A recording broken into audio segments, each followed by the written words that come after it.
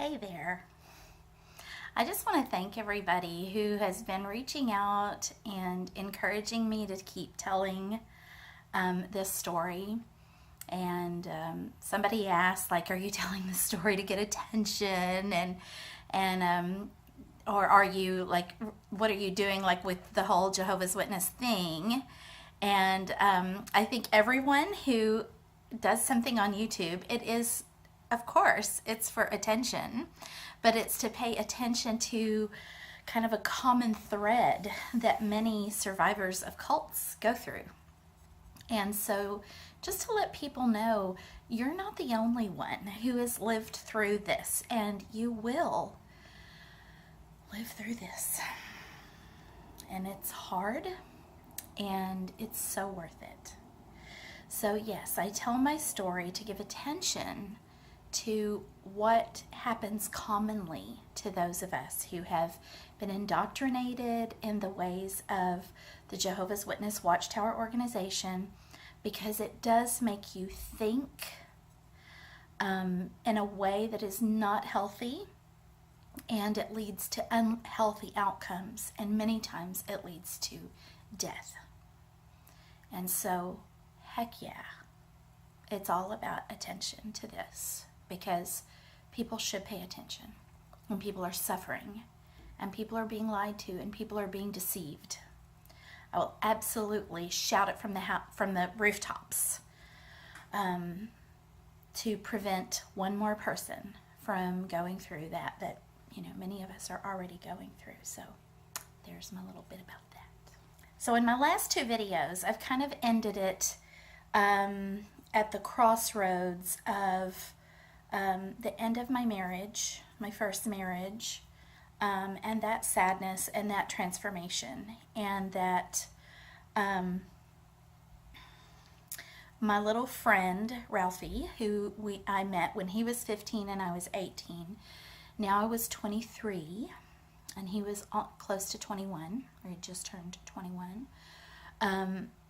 We began to talk on the phone because he had moved to upstate New York and I was still here down in Texas, and I was living in the house that my ex-husband and I had bid on and won. It was a fixer-upper. It was a HUD house, and part of the divorce agreement was that I had to sign a quitclaim deed, so that because I really wanted that house and I really felt like I needed to do the work on that house to heal and get over the heartbreak that I was experiencing from losing my husband.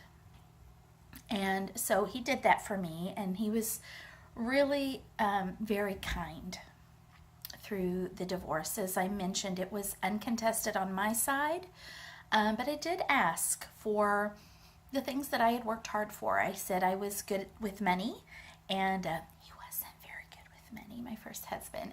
He had a money pit.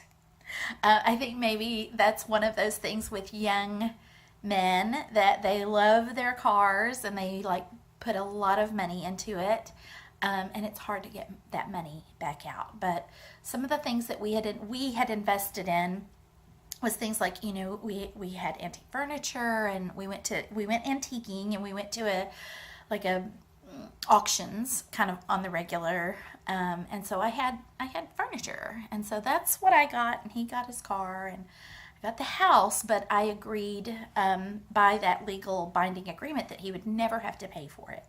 If I ever went into default or whatever, it would not affect him, and it never did. So after our divorce was final, I continued to get these phone calls from Ralphie, and he would send me letters and cards that were very romantic. Oh, fiddle. Hold on just a minute.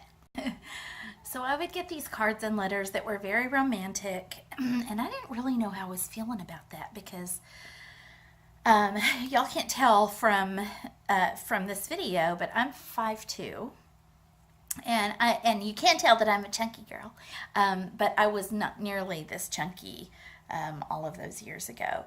So, but Ralphie was like 6'6", 6'7", and he was quite thick in the middle.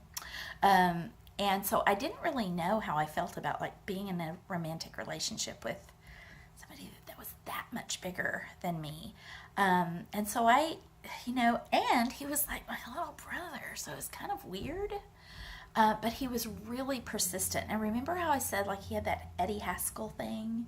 Like he had that really appealing way of making you feel special and beautiful and smart and all the things that it really feels good when you feel like you've been smashed down. And so I felt smashed down. I was smashed down by, growing up different from my brothers and sisters because they were 10 to 16 years older than me, and I was their sibling, but I wasn't.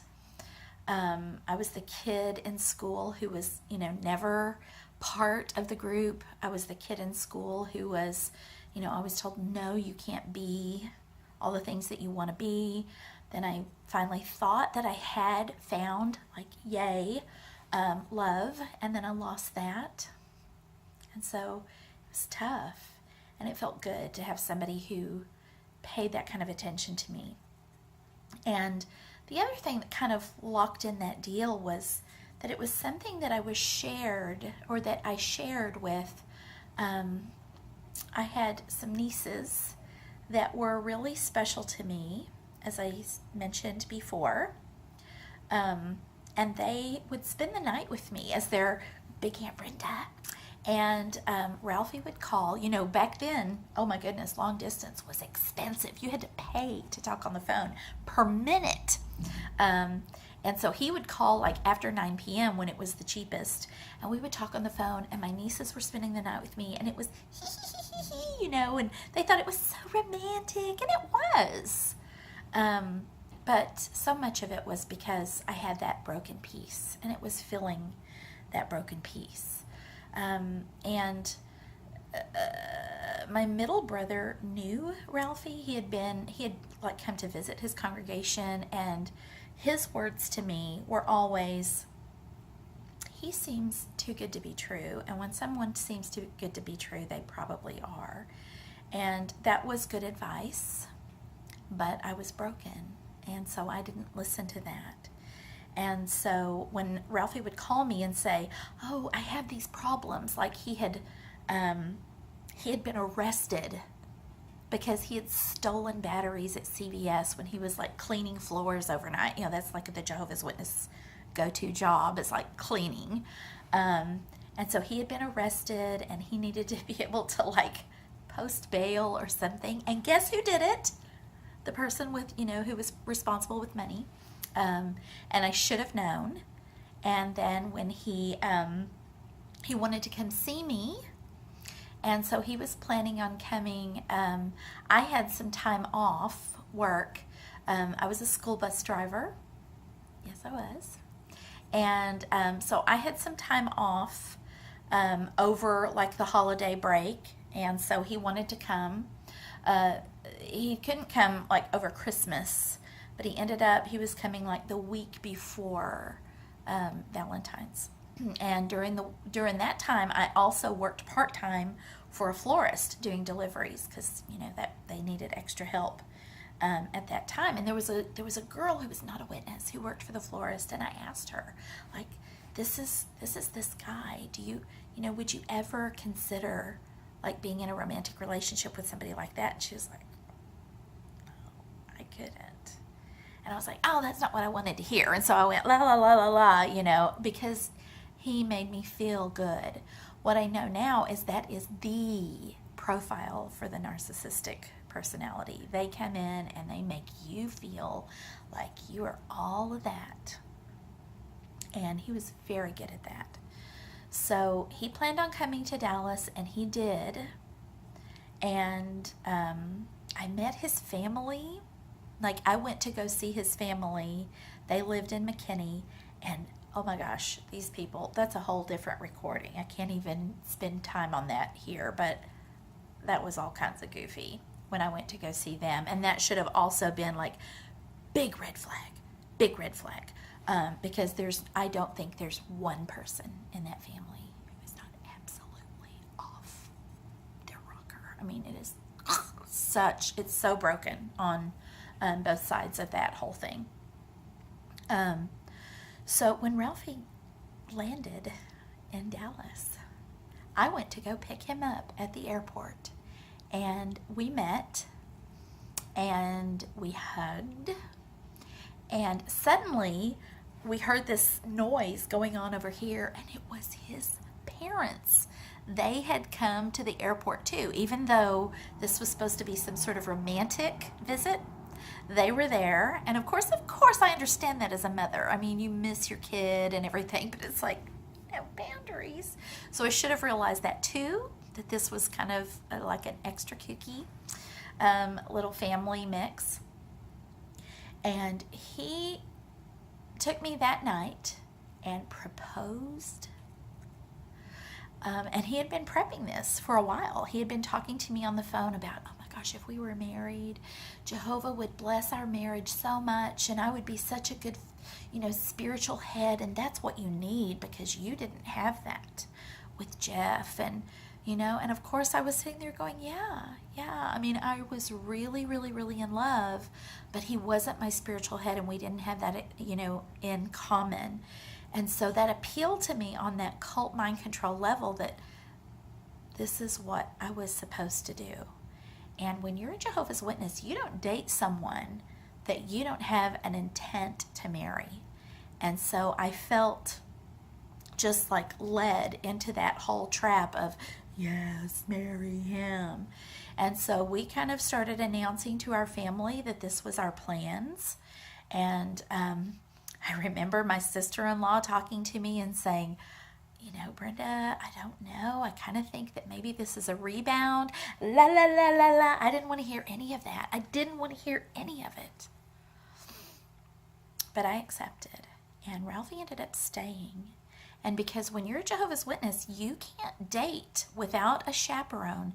Y'all, I moved out of my beautiful little house that I had worked so hard to remodel, and I let him stay there.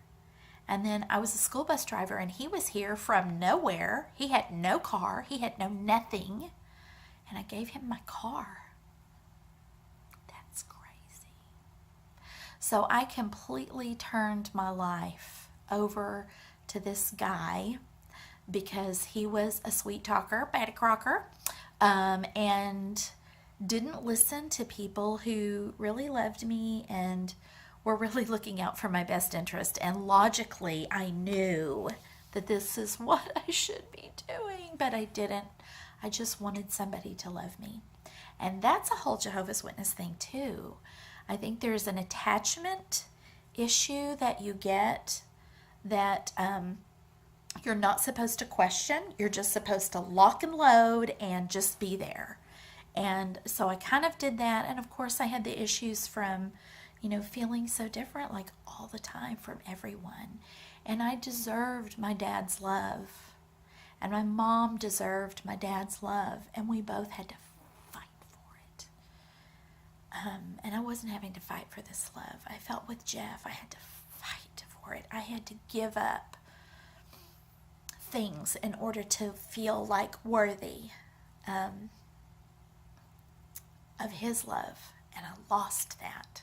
And here was somebody who was accepting me in the broken state that I was, and he knew that I was heartbroken. He knew how much I loved Jeff because he had been through my disfellowshipping because I loved Jeff. And he knew that, and he was ready to take that on. And he did. And Jeff heard about it. And one night I was at my parents' house and Jeff called. And he said, I just need to make sure that this is really what you want. Because if it's not what you want, I'm still here. And I would not let myself hear it. I wouldn't. And I said, yeah, this is what I want. And it is not what I wanted. I wanted him. I wanted what we had. But I was so scared that I was going to die if I got what I wanted. That I would have to die at Armageddon. And, then what was that all for?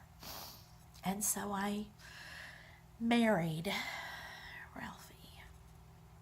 And on the day of our wedding, I sat back in that little room with my gown and my veil and my flowers. And my dad was on the other side of that doorway, and he was going to marry us. And I sat there, and I knew in my heart, this is wrong. Don't do this. Don't do this. And then this thing in my head went, you can't do that. You can't do that to all these people. You've set up this expectation that now you're supposed to be in love with a good witness boy. And all of these people are here, and they are so happy for you.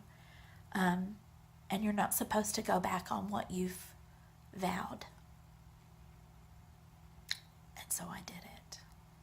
And I married him. And I tried to feel so happy about it. And I put on my happy bride face.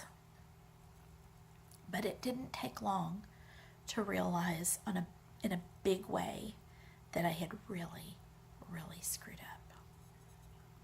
Really. By the way, Curtis was in the wedding. Chris was in the wedding.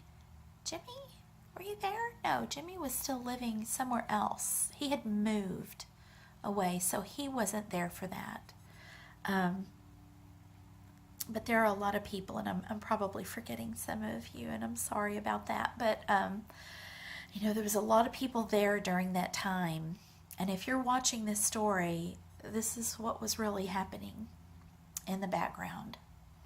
And I'm so glad that I can't go back and redo it, because the best things in my life happened. These guys right here, my sons, they happened. And they ended up saving my life, y'all. They really, really did. So, Dylan and Preston, Mom loves you so much. And I'm so grateful for all the crap we went through. So, I think that's enough for now, y'all. And please like and subscribe my channel. I'm so excited to see that the numbers are going up. And for whoever that was that thought it was really funny when I had 69 subscribers, I thought that was funny too. Happy Valentine's Day to me. And whoever's saying, are you single? Yeah, I'm single, and I'm happily single. And the rest of you, thank you so much for any comment that you make, any like, any share. I really appreciate it. Thank you for watching. And I'll see you next time when the story picks up where it does.